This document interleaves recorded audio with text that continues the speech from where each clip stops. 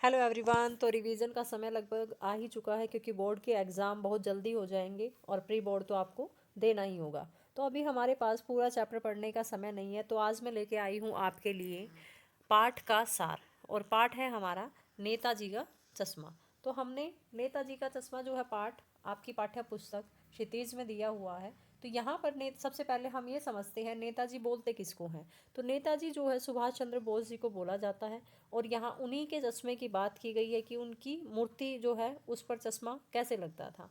तो मेन जो संदेश है हमारा इस पाठ में यही दिया गया है कि हमें ज़रूरी नहीं है कि हम किसी पोस्ट पर हों या किसी पद पर हो या हम फौज में भर्ती हों। हमारे अंदर देशभक्ति की भावना वैसे भी सामान्य रूप से हो सकती है। हम अपनी दैनिक दिनचर्या में काम करते करते भी कुछ ऐसे काम कर दें जिससे देशभक्ति की भावना झलक उठे। तो ऐसा ही इस पाठ में दिखाया गया है कैप्टन के द्वारा, जो इस पाठ में बोला भी गया कैप्टन चश्मे वाला। तो देखिए इस पाठ को समझते हैं। तो सबसे पहले हालदार साहब को हर 15वें दिन कंपनी के काम से एक छोटे से कस्बे से गुजरना पड़ता था। उस कस्बे में, कस्बा क्या होता है, शहर से थोड़ा छोटा, गली मोहल्ला कस्बा आपने सुना ही होगा। उसमें जो है एक लड़कियों का स्कूल था, लड़कों का स्कूल था और सीमेंट का कारखाना था। देखते हो जैसे भी कोई कस्बा होता है, कोई मोहल्ला होता है, वहाँ दो चार चीज़ें मिल ही जाती है। लेकिन वहाँ पर जो है नगर पालिका भी थी। नगर पालिका होने के कारण वहाँ कुछ ना कुछ काम चलता रहता था। कभी सड़कें पक्की बनवाते हैं, कुछ ना कुछ जो डेवलप करने का काम है वो चलता ही रहता था। तो यहाँ पर किसी ने एक बार, नगर पालिका के ही व्यक्ति ने यहाँ पर क्या किया, मुख्य बाजार के चौराहे पर सुभाष चंद्र बोस की संगमरमर की प्रतिमा लगवा दी। जैसा कि आप देखते हो कि हर गली मोहल्ले में या किसी कस्बे में, शहर में ऐसे ही नेताओं की प्रतिमा लगवा दी जाती है। ऐसे ही वहाँ पर सुभाष चंद्र बोस जी की प्रतिमा लगवा दी गई थी। लेकिन ऐसा लग रहा था मानो बजट कम था, तो इसलिए उस पर जो है चश्मा लगवाना भूल गए थे और ये काम एक हाई स्कूल के शिक्षक को सौंपा।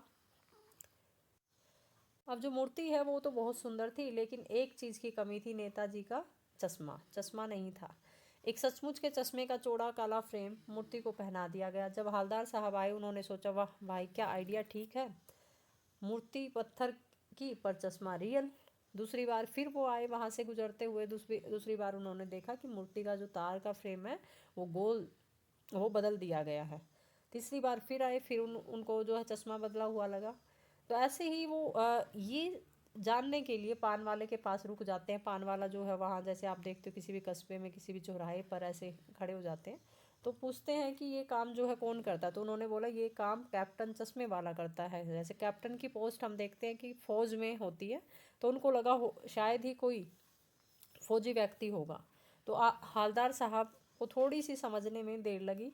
चश्मे वाली मूर्ति, शायद हो सकता है कैप्टन साहब को बिना चश्मे वाली मूर्ति सही ना लगती हो, इसलिए वो बार बार मूर्ति का चश्मा चेंज कर देते हो। तो जैसे ही उनका मन करता होगा और वो मूर्ति पर नया चश्मा लगा देते होंगे, है ना। तो ऐसे ही वो जानने के लिए हालदार साहब के ने पान वाले से जानना चाहा कि कैप्टन चश्मे वाला क्या कोई नेताजी का साथी है या आज़ाद हिंद फौज। देखिए यहाँ क्वेश्चन बनता है कि आज़ाद हिंद फौज का निर्माण किसने किया था। आज़ाद हिंद फौज का निर्माण सुभाष चंद्र बोस जी ने किया था।